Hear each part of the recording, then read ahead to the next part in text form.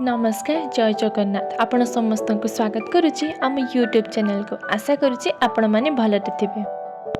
आग को आसुची महाविषुव संक्रांति आ से महाविषुव संक्रांति उपलक्षे आज भिडियोटी आम आपण पई नेकी आसीचु बेलपणा रेसिपी। आशा करुच्ची भिडियोटी आपण को भल लागिबो। एई बेलपणा सीजन रे चलंतु प्रस्तुत करिबा गोटे स्वादिष्ट शरबत जो थिरे ना आपण को बेसी किछि सामग्री दरकार ना दरकार बेसी समय बास अल्प समय मध्य प्रस्तुत हो आपण घरे स्वादिष्ट बेलपणा। एठी आपण देखि पारुथबे एठी हम पाखरे दुईटी छोट छोट बेल अछि।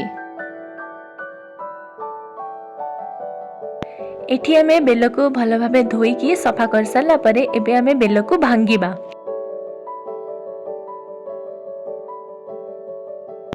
एबे एठी आमे बेल को भांगी सारिछु। एबे सेथिरु आमे पल्प बाहर करिकी रखिबा। एठी आपण देखि पारुथबे आम बेलटी बहुत ही भल अछि माने पाची जाइछि किछि कंचा अंश नाही। एबे तापरे बेल को भांगी सारला परे से भंगा अंशरु गोटे स्पून सहायता रे आमे बेल को बाहर करि दबा। बास सेम प्रोसेस रे आमे बाकी बेल जति आमर अच्छी दुईटी ताको भांगी की एमती छोट छोट पीस रे काटी देले बहुत ही सहज हम। तापर सेथिरु जते सब बेल अच्छे ताको आमे बाहर करके गोटे पात्र रे रखिबा। एठी आमे सब पल्प को बाहर कर सारला परे सेथिटे टिके पानी देकी एमती हाथ रे चकुटी दैछु। हाथ रे भल भाबे चकुटी सारला परे एबे से सब को आमे गोटे चालुणी रे छाणी दबा। एमिति छाणीबा द्वारा आमर जो बेलर पल्प गुड़ाक अच्छे से गुड़ाक स्मूथ रहिबो। एठी आपण देखि पारुथबे आमे छाणी सारिबा परे मध्य एठी रस अछि सेथि पई एथिरे आमे हाफ गिना पानी देकी ताको पुणी थरे आमे चकुटी की सेथिरु पल्प बाहर करिबा। एठी आपण देखि पारुथबे एठी आमर बेलर पल्प रेडी हे सारिछि और केते स्मूथ देखा जाउछि। एई पल्प को नहीं कि आपण जदि चाहिए शरबत भी बने पारिबे हेले आमे एठी शरबत बनेनु एठी आमे पणा बनेचु। तो एठी आपण देखि पारुथबे आम पल्प टी केते गाढ़ अछि आ केते स्मूथ अछि। एबे चलंतु प्रस्तुत करिबा बेलपणा जोथि पई एठी आमे पाखापाखी दुईटी कदली को भल भाबे हाथ रे चकुडी देइछु। आपण चाहिले आपण स्पून रे भी करि पारिबे। एबे हमर कदली चकुटा रेडी हि साछि। एबे सेथिरे पकेबा आमे बेल।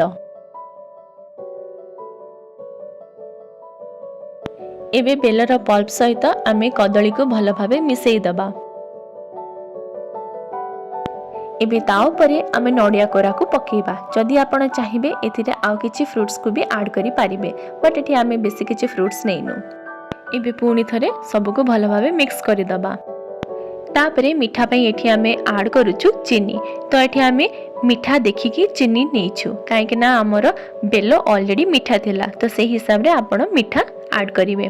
तापरे एठी आमे पकेइछु गोलिकी गुंड ताको आमे भल भाबे गुंड करिकी एठी आमे पकेइछु। आपण तो जानिथिबे बेलपणा रे गोलिकी गुंड जदि नथिबो ताहले ता स्वाद फीका पड़ी जिवो सेति लागि एठी आमे टिके बेसी राग टिके लागिबा पई गोलिकी गुंड को पकेइछु। तापरे पुणी थरे सब को भल भाबे मिसेई दबा। सब को भल भाबे मिक्स करि सारिबा परे तापरे एठी आमे पकेइछु ठंडा पानी। जदि आपण ठंडा पानी बदल रे आइस क्यूब को व्यवहार करिया पे चाहिबे तले आपण करि पारिबे। एबे पुणी थरे ताको आमे भल भाबे मिसेई दबा। तो एठी आमे एतिकी ही बहलिया रखिछु। जदि आपण को आ पतला दरकार थिबो तले आपण आ टिके पानी को ऐड करि पारिबे। सो एबे हमर प्रस्तुत हे सारिछि स्वादिष्ट बेलपणा। एबे ताको आमे गोटे ग्लास रे बाहर करिके रखिबा।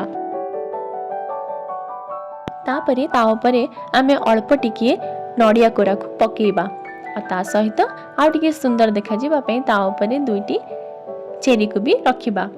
तो आपणक पाखरे सब ऑप्शनल आपण जदि आउ किछि फ्रूट्स को ऐड करिके आपण डेकोरेट करिया पे चाहिबे तले आपण करि पारिबे। तापरे एठी आमे दुईटी नडिया र स्लाइस को रखिकी सर्व करि देइछु बेलपणा। देखि पारिले तो केते कम समय मध्य आउ अल्प किछि सामग्री को नै कि हमर प्रस्तुत हे सारिछि विषुव संक्रांति उपलक्षे बेलपणा।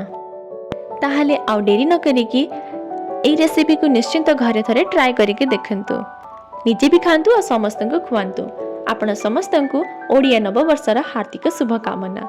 आशा करुँच भिडियोटी आपको भल लगी। जदि भल लगी लाइक शेयर कमेंट करने को भूलिए ना। आउ जदि भिडियोटी नुआ कर विजिट करुवे ताहले तले दिया था बेल आइकन को प्रेस करके चैनल को सब्सक्राइब करनियंतु। आज एतिकी पुणी थरे देखा गोटे नुआ भिडियो नुआ ब्लॉग सहित। जय जगन्नाथ।